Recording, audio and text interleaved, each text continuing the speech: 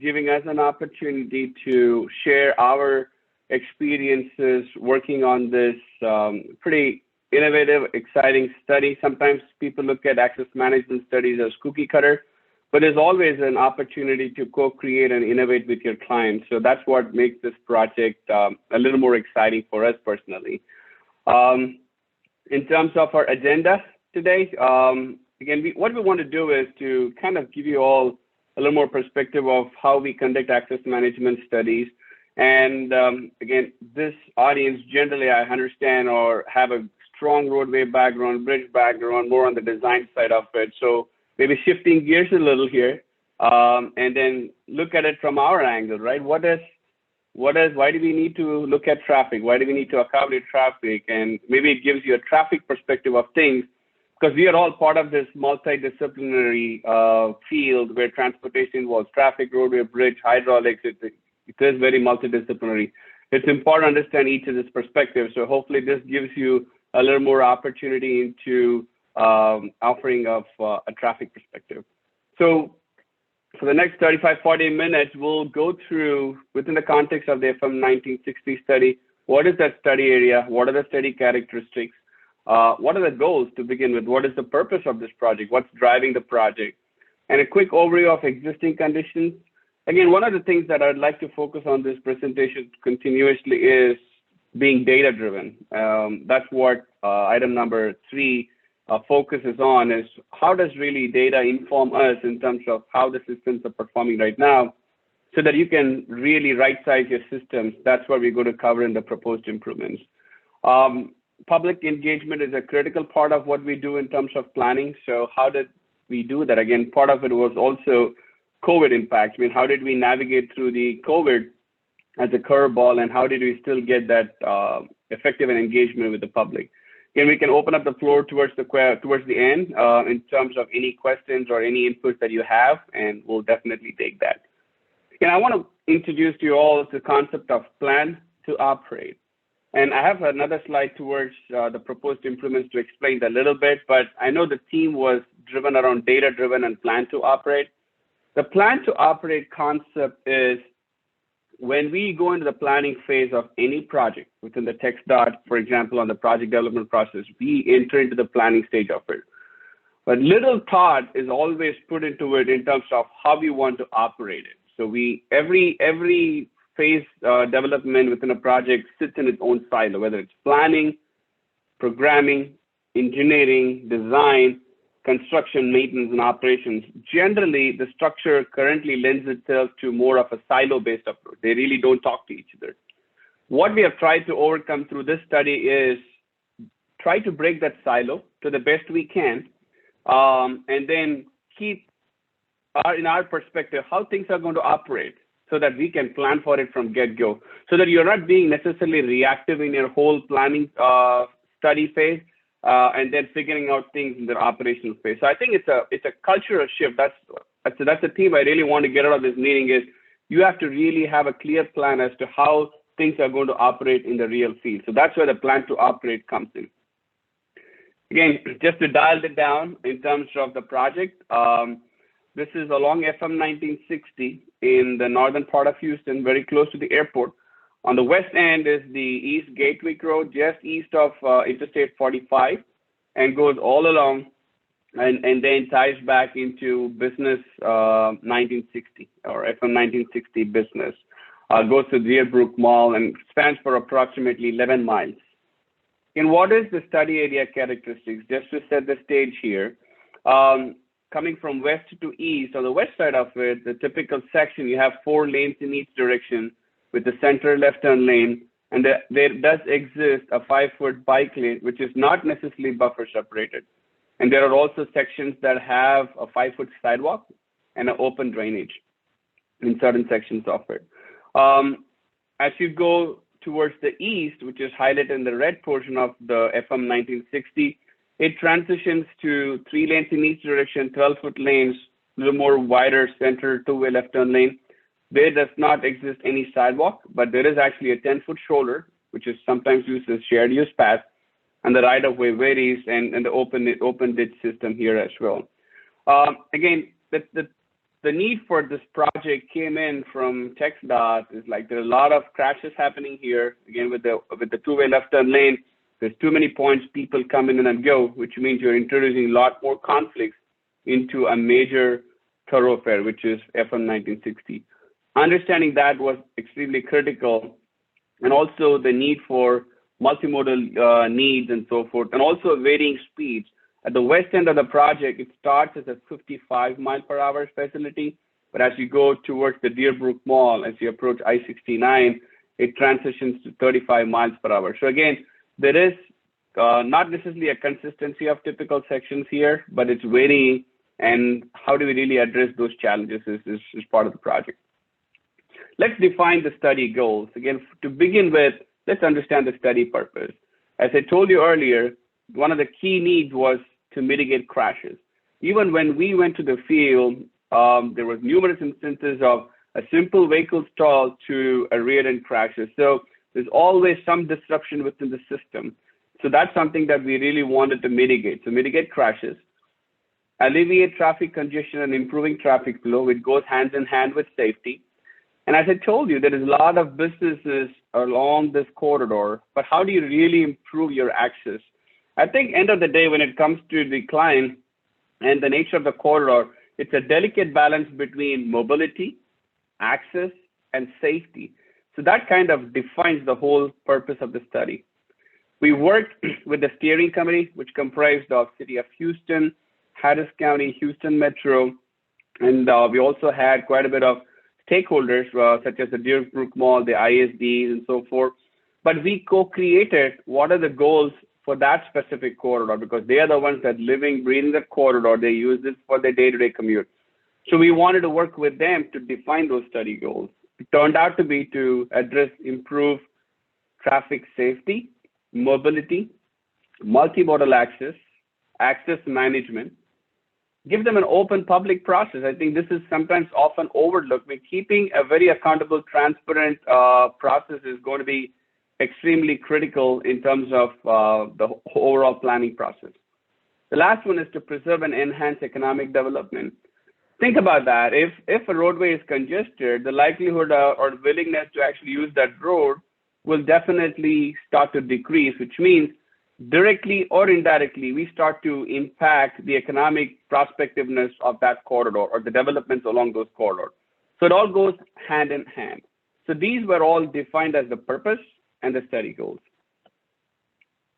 Before we get into coming up with the improvements, we need to have a very robust data-driven mechanism to understand how well things are performing right now. So we went into a little more deep dive with existing conditions. Again, I did walk you through those typical sections. So just a reminder again, in terms of varying typical sections as you go from the west end to the east end of the corridor. Keep in mind, Houston is, certain parts of Houston are multimodal, certain parts of Houston are not. But in this case, there were existing sidewalks, existing bike paths along the corridor, more west of Treshwick, highlighted in the blue portion of our corridor of the study area. There are also pedestrian crosswalks at pretty much at 27 signalized intersections. So every signalized intersection, for the most part, had the ADA ramps in place, crosswalk, the pedestrian countdown heads that are compliant with the ADA standards. Transit, there were some circulatory routes, again, the corridor, but there is no major route that runs along our 1960. But we wanted to ensure that if there is a specific need, we want to make sure we do account for it. As you can see, there are specific routes, Route 202, 86, and 99, that not necessarily traverse the corridor, but they do touch the corridor in certain portions of our segment. Again, does our study need to accommodate transit was one of the questions we are trying to answer as part of this deep dive into transit. Driveway density. Again, we talked about access. And every time you introduce an access point, you are introducing a conflict point. So there is a tendency to increase the probability of a crash as well as reduction in the speed. So it's a very delicate balance of managing access and mobility. We want to understand what is the driveway density, what is the number of driveways per mile. As you can see here, anywhere between the blue, green, and yellow, At some ways, it's not necessarily perfect, it's manageable, but as we go into those orange and red shades, those starts to raise some flags in terms of a significant increase in the driveway density. Again, the driveway axis is kind of tied to the land use. So that's something needs to be looked at in the context of our study, because driveways, consolidation of driveways is a great opportunity to improve safety, and that's something that cannot be forgotten. We also need to look at land use. Again, as I told you, traffic and land use sometimes you look at a chicken egg problem, right? When what drives the traffic, right? And what drives the land use. And land use in some ways set the stage for what's happening along the corridor. So we want to understand what is the predominant land use within the corridor. So we coordinate with the HGAC, which is the NPO for the Houston-Galveston region, and trying to understand what is the most significant land use pattern that is generating the traffic, so that we know what are the specific destinations, what are the specific origins, where are they really coming in and going to. So as you can see here, the yellow ones are commercial. So right close to the corridor, especially on the eastern side of the corridor, you can see that they are very much commercial. I mean, people who know this area, there's Deerbrook Mall, there's Sam's Club here, there's a lot of retail stores just west of 69 all the way to Kenswick and for some portions of Lee Road. But if you really look at like a second layer behind it is all residential. Anything that's red here is residential. So we do understand that this area is strong commercial corridor, but also serves a lot of commuter trip, as you can see with those residential development. Understanding this dynamics is extremely important, because we need to know which specific peak period we need to be analyzing, what is the nature of trips, how are they spaced or temporally and spatially, how is the traffic distributed. It's extremely important to understand the land use context of our traffic generations. Again, we don't want to work with vacuum like we doing our own stuff. So we have to keep in line with what are the planned or programmed projects within the study area. But as you can see here, there is actually a communication project, which is installing fiber, but outside of our study area. Inside our study area, we have a couple of intersection upgrades in there. And this green one here is the access management study, which was actually the study that we are performing, but actually is in the plan in the program. And there's also the HOV lane project along 69. But in its essence, you really don't see anything that's significant that we may be conflicting. So there's an opportunity for us to create a great concept that is more practical and actionable so that that can be built. Again, this is more in terms of the average annual daily traffic. As you can see, more towards 45, you're looking at a bidirectional volume of 66,000. As you go towards east, and it starts to reduce. However, that's why you also see the typical section varies from 4-lane to 3-lane as you go from west to east. Again, gives you a trend of the number of vehicles using this facility. Travel time. So this is a corridor we actually retimed back in 2017, and that time the travel time was worse. After our retiming program, it significantly improved by anywhere between 10 to 20%. But again, there is still more that can be done on this corridor, because signal timing generally is good for around 3 years.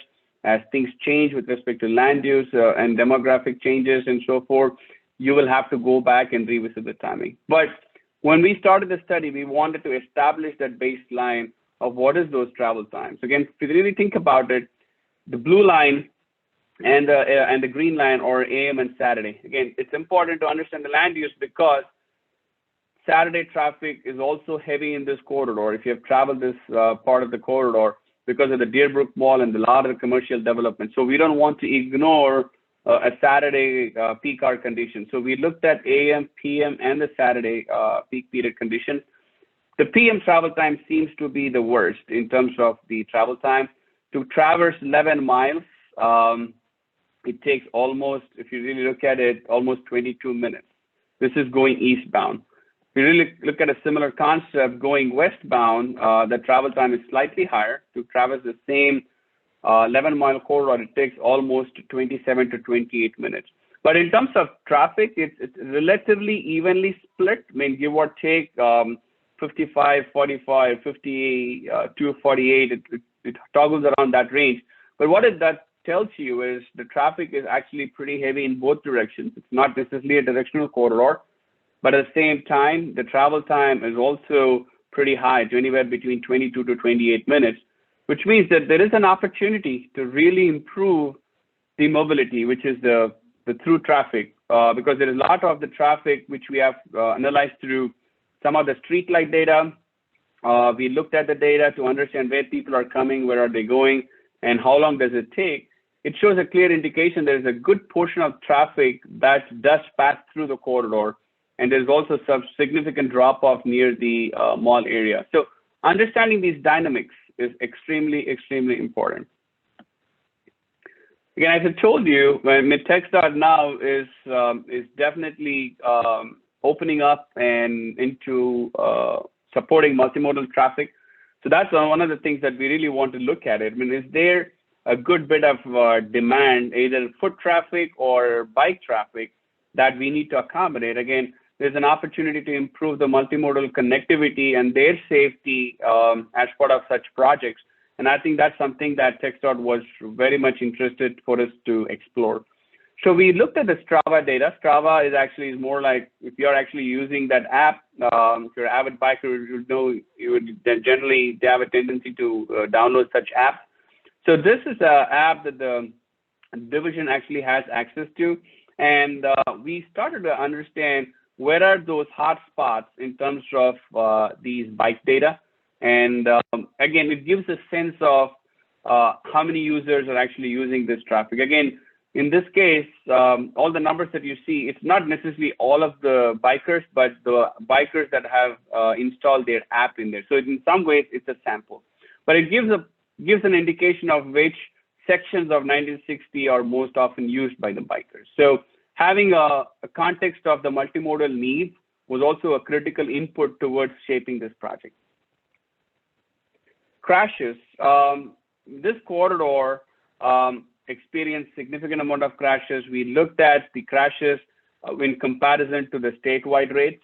And there are certain sections, as you can see here. So the more yellow means it is more hot. This is more of a heat map. So this section west of 59, then includes all of the commercial developments where we started to think about it, there was the highest access density. So that location seems to be a little more vulnerable in terms of the probability of the crashes. But again, the same thing on the west end, as you approach the Westfield area, there is actually another good focus or a concentration of accidents or crashes, I should say that. In terms of the variation of crashes over the year, you can see it's pretty consistent, anywhere between 980, 950, and 974. Again, when we started the study, we looked at 3 years of complete data set. And then you can see that there is consistent incidence of these crashes, which means there's nothing that is happening in the field that's changing any of these dynamics. So that's something needs to be addressed then. Again, looking at the crash type, rear-end crashes is a very good indication of a stop-and-go condition. Very much due to numerous intersections, signalized intersection, congestion, and also a lot of access points along the way. Left turn crashes was the second highest. Left turn and angle depends on how the police crash reports do it. Sometimes you can combine it together. So almost 32% of the angle crashes or left turn crashes also are happening. And when you start to look at these, it gives you a sense of the frequent stop and go condition that needs to be addressed. And also, how do we minimize conflicts so that you can minimize the left turn crashes as well as the angle crashes? Again, that's predominantly due to numerous driveways and everybody can use the center left turn lane and turn where they can into the driver's access. But is there an opportunity to revisit that perspective? And is there an opportunity to improve? So that's what we try to get away through these corridor crashes. Again, keeping the multimodal perspective, we also wanted to evaluate where are the pedestrian crashes most predominant. So there are certain sections, as you can see, very close to the west end of our study area near the East Gatwick. So that seems to be a little more of a hot spot. Again, we wanted to understand a little bit about the lighting conditions and also understand the type of conflict it had with the vehicle. So I think these are important ways to understand the root causes and also some background so that when we develop some ideas, they are in line with truly addressing the needs.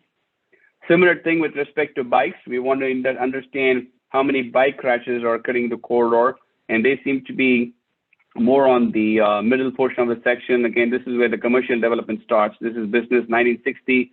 That's Lee Road. So between Lee Road and just near the border was just north of it is where a lot of crashes in terms of bikes are happening. Again, if you really look at the Strava data, this was the area where you had most of the bikes too. So again, it starts to connect the dots for you. This is what I mean by data-driven. Data by itself does not mean anything, but we need to be able to kind of connect those dots to convey a better story for us.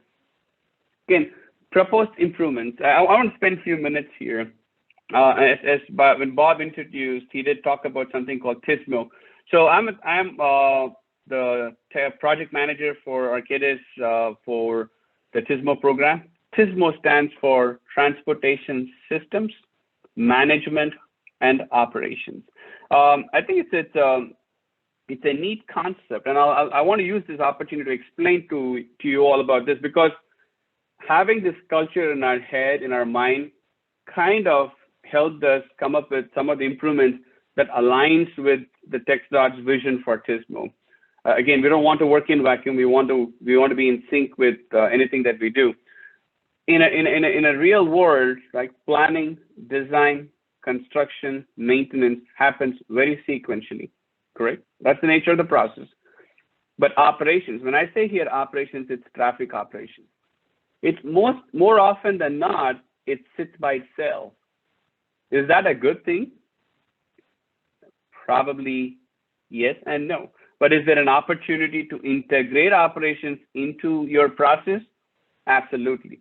That's why you have the concept of Tismo. Again, when you talk about Tismo, I'll give you an example. It's like doing more with less. I think we're all in the thought process of throwing in more payment, right? I mean, it absolutely does help, but you cannot grow your weight of congestion just by throwing in more payment. There has to be a little more of a methodical step, whether it's including multimodal or providing the land use that kind of supports such shorter trips and not needing the vehicles and so forth. So it has to be a little more rounded experience in terms of providing a better mobility and safety. So what Tismo does is it starts to integrate the concept of Tismo. In this case, if you want to call it operations, that's why I meant for planning for operations. When we plan for it, we really wanted to know how well the system is going to operate. That's why you have seen the traffic engineers support you all in your schematics, in understanding what the traffic impacts are going to be so that you can right-size the corridor. But it has to be integrated much more seamlessly than what is being done right now. So we want to integrate operations into planning, design, construction, maintenance, and operations. I think this is an important concept so that operations or the thought of traffic operations doesn't sit by itself. It needs to be integrated into every bit of the exercise. And I'll give you a few examples of how we have tried to do this within this project. Again, I want to kind of go through the proposed improvements corridor-wide. I mean, there are a couple of things, like the whole system needs to be looked at. The whole 11 miles had to be looked at. So there is no one specific strategy that's going to be the cure-all for this corridor needs, whether in terms of mobility or safety. So we have to start to look at a lot of options that's available in our toolbox. So we developed like a toolbox, and what you see on the left side is the list of corridor improvements that we applied at a location by location basis, and some of them are like corridor basis. And I'll go through each of those. Signal equipment upgrade and timing. Again, we need to make sure that we have 27 signals along this corridor, and they turn out to be your core control points as you move through the corridor. So we want to make sure they have the most compliant signal equipment that's out there, whether it's with respect to your controllers, your detection, and everything, ADA compliant, push buttons and so forth. We want to make sure it's all consistent. So we did an inventory of all of these signalized intersections and recommended improvements that will bring those systems to current state of art. So that's at all intersections. The second treatment is installing race medians. As you can see in the typical sections, that's something that we have proposed here through our typical sections. You can see the converting the central left turn lane into a raised median, not just in one section, pretty much the entire corridor. Again, why are we doing it? I think that's a question that's already a lot of the times it hurts business. That's what they see. That's the sentiment that they have. Anytime you put a raised median, yeah, I'm going to have to close the store, and they have economic impact. But there is a lot of research that also says the other way around. A lot of use cases that's out there that clearly says that sometimes it's a misconception. As I told you earlier, if there is a corridor that is more vital, then it's important to preserve the characteristics of that corridor. And if we need to make sure that corridor is kept at the best level of service. But how do you do that without making some meaningful treatment? So that's where raised median comes in. As I told you, the lot of crashes that happen are around 2,900 crashes over a 3-year time frame. Every single crash results in a secondary crash, and all of a sudden you lose a lane or you lose 2 lanes, and then the whole vitality of the corridor is compromised. Again, is that going to be a corridor that we would want to travel and go to? Probably not.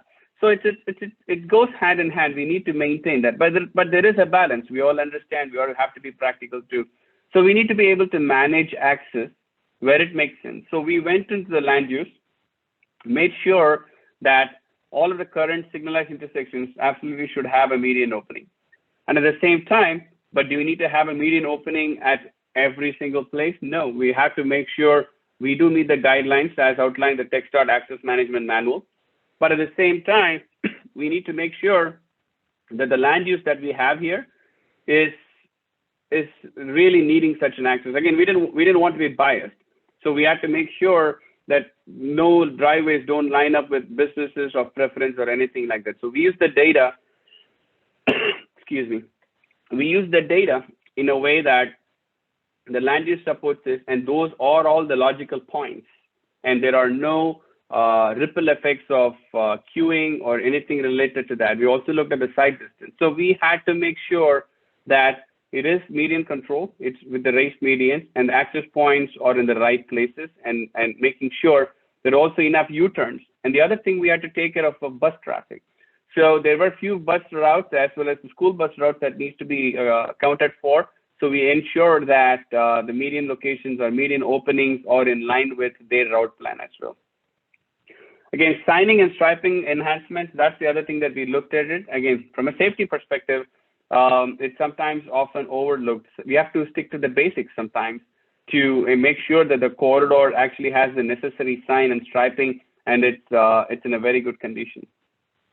The other one is with respect to the bike lanes. As I told you, there are certain sections of the corridor, especially at the west end, that had a bike lane, but it was not buffer separated. For example, here from East Gateway to Treshwick, we converted that into, again, as I told you, it's 1, 2, 3, 4 lanes in each direction, but had a center 2-way left turn. So we're converting this to a median, but they did have a sidewalk, but they also had a bike lane, but there was no buffer separation. There was absolutely no buffer separation. Again, this is another question that often gets asked. When we go to steering committee or the stakeholders, they would like to see a hard median in there, or a pylon, something that separates it. But what we could do here is we were able to provide anywhere between 2 to 3 feet buffer in line with the NACTO guidelines as well. At least some separation is better than no separation. Again, the purpose of this project here is to not necessarily go beyond the existing right-of-way line. What can be done within the existing right-of-way to maximize what we can do? Again, that's the Tismo perspective, doing more with less. Again, that's what we try to do here in certain sections. Again, in the middle of the corridor, this is near the airport area, there was really no land use that needed a dedicated bike lane. Again, we looked at the Strava data as well. And when we looked at it, the shared use shoulder is something that can be retained. But what we did was we still created that buffer in a way that there is some separation between the cars as well as either the foot traffic or the bike traffic. So we kind of went with the shared use shoulder. Coming towards the mall area, where right-of-way starts to get a little more tighter, but there is also an open ditch here on either side of the corridor. So we stuck to 3 lanes in each direction, and we had a race median installed with specific median locations. We created another buffer here for the bike lanes, and then we also created a dedicated sidewalk. So what this project tried to do with respect to multimodal is it started to bridge the gaps in bike lanes or bike facilities, as well as bridging the gaps with respect to connectivity of the sidewalks. Again, this was all to enhance the multimodal nature of traffic. Again, a lot of this was also tied to the land use perspective as well. The other thing that we did was sidewalks, which we talked about. Turn lanes, again, this is another classic example of Tismo. Again, Tismo is not necessarily ITS. Sometimes there is this misconception that this TSMO concept is, oh, it's just only ITS. No, Tismo can be relatively tied to safety. It can be tied to operations. It can be tied to ITS. It can be tied to mobility. So what this intersection turn lanes does is, instead of thinking about, again, widening a roadway, what can we do with an existing footprint, whether it's turn lane extensions or turn lane additions in terms of certain intersections where the volume was high, again, to keep everything within the existing right-of-way. So we actually went through a series of exercise with respect to the queue length, the queuing behavior, the land use, proximity of the median opening, so that we are not necessarily conflicting the presence of upstream or downstream median openings. So we had to make sure we do detailed analysis to kind of support where those additional turn lanes needs to be and where those needs to be extended. This is something that we did innovatively within this study. When we started this study, installing any of the ITS components was not even part of the project scope, not even part of the project idea. Again, as I told you, being the Tismo mindset and being the PM for TechStart and Tismo, we thought that, man, here is a great opportunity where we can start to integrate some of the cultures of Tismo into what we are trying to do here. So that's exactly what we did here is we coordinate with the Houston Transstar, who actually make those decisions with respect to ITS systems.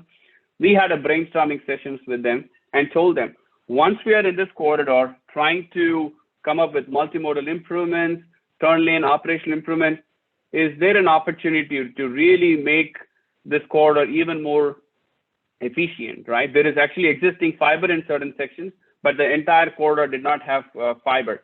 So now Transstar was very excited.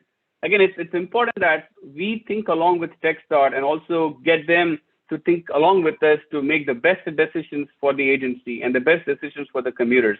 So that's how this whole ITS concept came in. Again, going back to the need, there were a lot of crashes along the corridor, right? One, we can minimize through the physical geometric improvements that we talked about. But can we minimize the impact in case of an accident? That's where ITS comes in. So the ITS systems, whether it's the CCTV cameras or your detectors, those becomes your eyes and ears in the corridor, so that in case of an incident, there is somebody from the Transstar TMC who can look at the corridor, understand there is an incident, and very quickly look at timing, signal timing. Let's change the timing plan so that we are not necessarily holding the traffic. Again, being very agile. That's what I say, plan to operate. You have to think about how you want to operate, but it cannot come in its own silo. We need to start to plan for it right from a planning study. That's where we start to bring the plan for operating concept in here. That was received very, very well by TechStart. In fact, this was the first time that the Houston district has integrated ITS systems with the concept of Tismo into access management study, which is pretty exciting to see. The last one with respect to corridor-wide improvements is continuous lighting. There are certain portions of the corridor which did not have continuous lighting, and a lot of the ped-related crashes, bike-related crashes was also attributed to that. Again, we had to go back to the root cause. Again, there is no one perfect solution. That's why we had to go through a little more data-driven perspective so that we are not necessarily coming up with the system-wide improvements without any reason, but there is probably a logic to it. There is a data that points us to that there is a need for a specific kind of improvement. Excuse me. So whatever you saw in the previous slide is all corridor-wide, all the way along those 11 miles. They had different treatments. These are the tools in the toolbox that we have used, and we actually have implemented that. When it comes to an intersection, I want to make sure we give a clear perspective. What is it that we do, right? In this case, you can see that we installed the sidewalk here. This is more of an artistic rendering of our improvements. We also created that buffer separated bike lane, as I told you, and delineation through the signalized intersections, because we have to keep their paths marked even during the intersection transition. We had to make sure we have to do that. And again, this is the other question that often comes in: where do you have the right turns, and are they going to be in conflict in bikes? So we had to make sure that we did accommodate that conflict proactively with sufficient signage for bikes as well as the vehicles. So we had to do that. And this is another example of providing turn lanes. In this case, there was no right turn lane. We actually looked at the volume. It made more sense to have a right turn lane so that you're moving away the vehicles from through lane to the right turn lane and minimizing those queues. Again, there are certain sections, as I told you, is in case of a lack of a dedicated bike lane where it was a shared use shoulder, we still provided that buffer. And this also shows the upgraded detection equipment. Again, those becomes your eyes and ears at the intersection. Again, if you were to sum it up, at the intersection improvements, we installed turn lanes, bike delineation for better safety, detection. We also looked at ITS at the signal itself and improving the sidewalk connectivity at the intersection. Not all of them were ADA compliant. We had to identify which ones were not and made sure we included that as part of our plan. Again, we live in the data-driven world and a performance measures-driven world. With the whole tools that we were able to put in most of the improvements that was in there into the project, into the analysis model. So we looked at safety. So we looked at the historic crashes and we did a predictive safety analysis based on the type of improvements that we have done, whether it's respect to turn lanes or raised medians, signal modifications, any treatment that we could plan for, we want to account the safety aspects of it. So we did predictive analysis, and it's pretty impressive that, that benefit alone is 19% in terms of reduction in total crashes. Think about it. If you can reduce 20% of the crashes, then all of a sudden you almost have got 30 to 40% of your capacity which you have lost otherwise.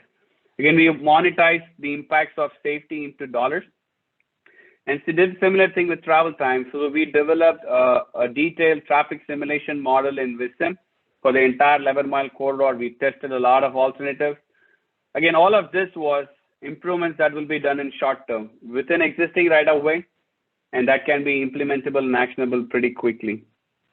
So that's why you see that so this tells you that there is still some capacity that can be extracted out of the system, 8% at a relatively lower cost. That's the exercise of this one is you have to maximize the efficiency of your current investments before we start to do anything large scale.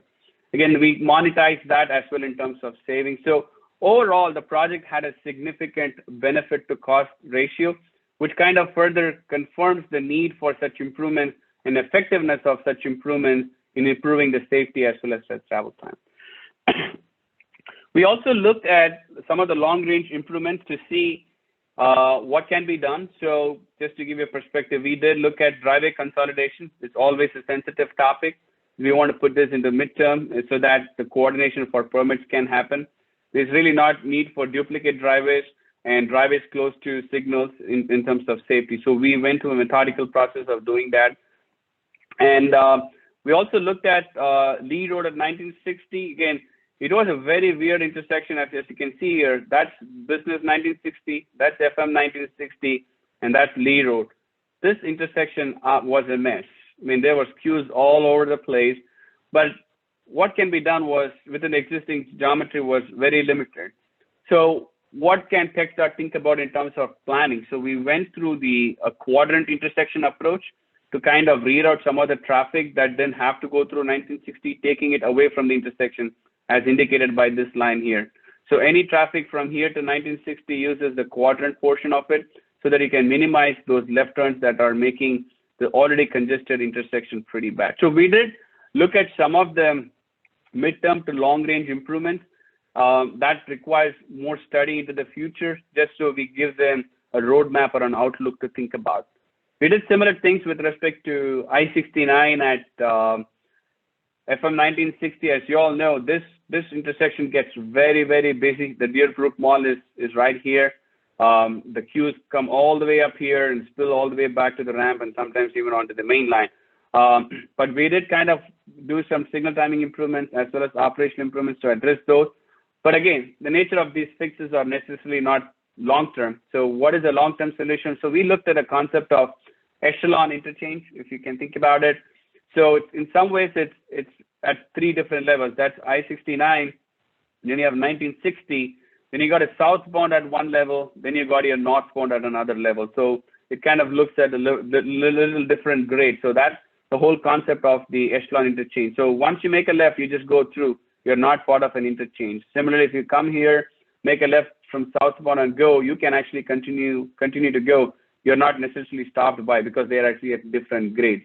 So we did want to do some innovative thinking towards some of the long-term needs that the corridor and the interchange may have. So those are the things that we looked at. We also looked at, do we need to have some of those local trips need to come on 1960? I mean, there's probably not a need.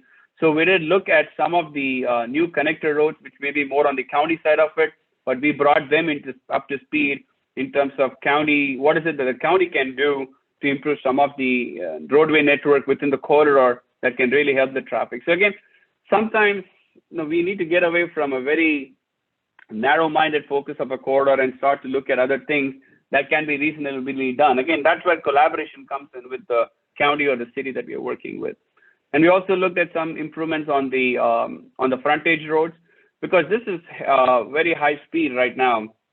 Folks travel at 50, 55 miles per hour. So if you when you want to access the Deerbrook Mall, people really don't use these driveways because they were actually skeptical that they would be hit because there is no deceleration lanes at all. So they have to come all the way here to the interchange to make the traffic, which was pretty unique. To me, it was like, we should be able to make it here, but why are they not doing here? Apparently that seemed to be one of the reasons that people wouldn't want to do it. So we looked at some of those geometric improvements along the frontage roads as well. I'm going to quickly go through this. Public inputs. So we did have a lot of public feedback into the process. So the first step, we did look at identifying the issues as to what is most important to them. So we want them to tell us what is most important to them. We use MetroQuest survey as well as in-person public engagement to identify what are your priorities. In this case, mobility, safety, and improving signals was the public input feedback on priorities. They also had similar access management priorities. So we were able to also digitally portray that into what those hotspots are in terms of citizen concerns. I want to spend a little bit of time here, which is the virtual meeting. Little did we know that COVID is going to come in. So first public meeting was pre-COVID. Second was post-COVID. So we developed an interactive virtual meeting platform where folks can come in, and we actually had a chat bot. It was very interactive, and people can come, message, stop by. This was open. This whole platform was open for 15 days, and they can come in at their own time, comment. And there was also times where we allotted so that every weekday we were there like from 5 to 7, and few days we were like 6 to 8. We were there to answer the questions. So we had different stations. This is when they come in and they have to sign in, explains to them why they are. Then you go into this room. There is actually a video that comes and explains to you what the project is. We also had an interactive dashboard here, which we developed through some exhibit boards, like we just explained to you. So you just click here, and you can actually go and interact with that platform. So people can do it at their own pace. And also with respect to role plots, I mean, what people may want to look at every single concept, probably where they live close or where they live and work and play. So we want to make sure that the information is not necessarily held back, but we want to have a true virtual platform. Sometimes people upload videos in YouTube and call it virtual. So we wanted to avoid that and make it very interactive, like they would be in the room. It was more of an immersive experience for them. So everybody came, and we had actually close to 200 unique hits of folks coming in and attending this meeting, and they left a lot of great feedback into that meeting. So this was actually one of the big takeaways, so that we have to be adaptive in terms of how we want to engage folks. And this was the first true virtual public meeting that was conducted by the Houston district. So they were pretty excited about it. Division was excited about it too. Again, as I told you, there were 190 unique visitors, 235 overall visitors, and we were able to kind of look at their feedback. And again, we also wanted to document some of those comments because at the end of the day, we don't want anybody to be blindsided. So we want them to use this platform to get a feel for what that project is. What do you really think about it? Do you think the corridor issues were addressed or not? So we were able to gauge all of the public feedback. And we got some great comments here. The process was done thoughtfully with public input utilized well within the study. Do not add grass in the medians and so forth. So I think there was very meaningful feedback that kind of was extremely important step towards a public involvement process. So again, with that, I think we have close to 10 minutes for questions. Again, thank you for the opportunity. Again, this is a great opportunity again for all of us as within the transportation community to think and act like TxDOT or can be any other agency as well, and bring that extra value to them. And again, bringing the concept of Tismo, I think is very important. So always think about it. You want to plan to operate. So with that, back to you, Bob and Mike. Thank you, Kaushik. A couple of questions. Was TSMO developed by TxDOT and how long ago? So the program of Tismo was started back in 2016-17 timeframe. So there was an overall strategic plan that TxDOT did. But right now, that was the overarching Tismo program. What we are doing right now is each district, for example, Houston district, San Antonio district, whether it's metro, urban, or rural, every district is now required to develop a program plan as to how they are going to really start to think about doing more with less. How are they going to use technology to help address congestion? So right now, a lot of the program plans are underway, but by end of next year, all districts should have their own program plan by which they can play the games. Again, as consultants, I think it's important that we are aware of what this is and ask the right questions to the agency so that collectively we bring the better product to the department. Is the presentation material that you showed in your talk, are the formats for that something provided by TSMO, or did you have to develop the presentation formats? Which one? The one that you're seeing right now? Well, all of the exhibits that you presented have a very consistent overall look of what the information is, and so is this a standard in doing TSMO, or is this something you developed, or what? No, these are not necessarily standard. Again, this is all I think Tismo is a concept. So with respect to Tismo, it's like safety is a culture, right? So you just adopt the culture of safety and look through the lens of safety and do things, right? So it's exactly that. So with Tismo, there is nothing like, okay, this is Tismo, we are doing this. No, that's not what Tismo is. Tismo is a culture. It's a thought process of trying to do more with less. Again, the concept of adding turn lane improvements is not new, right? But that actually falls into the category of Tismo because you're doing more with less. Same thing with safety. When the TxDOT actually has a highway safety improvement program. So there is a methodical process to address safety. Same thing with ITS. So when it comes to a work zone, right? Are we using ITS technologies to improve operations mobility? Is it consistent? The answer is no. But that's where Tismo comes in. So it's more of a concept rather than a specific deliverable, if that makes sense. Yes. Well, I don't see any other questions. If anybody does have, type it in the Q&A. Sure appreciate your presentation. It was very informative. I really like seeing how the improvements minimize investment, but maximize improvement to safety and traffic flow. I think it's something that is very helpful. Were there any cost limitations to the proposed improvements? Is a question that was just asked. Correct. So as I told you, so they want to do, so there was not a specific cap in terms of the cost, but there was a criteria that anything that we want to implement within 0 to 5 years, which is short-term improvements, there should not be any involvement with respect to right-of-way. So you have to do anything that you can within the existing right-of-way. That was the criteria. So there was not necessarily a cost limitation, but anything that can be. Once you do that, everything within the existing right-of-way, you have kind of eliminated most of the big ticket items. So you're trying to squeeze the maximum efficiency out of the system. What's the status of the implementation of the recommendations in the study? So we have submitted all of the concepts, the cost estimates, and we have reached out to the steering committee, and everybody knows what is their piece of the pie. So we have also developed the TIP application.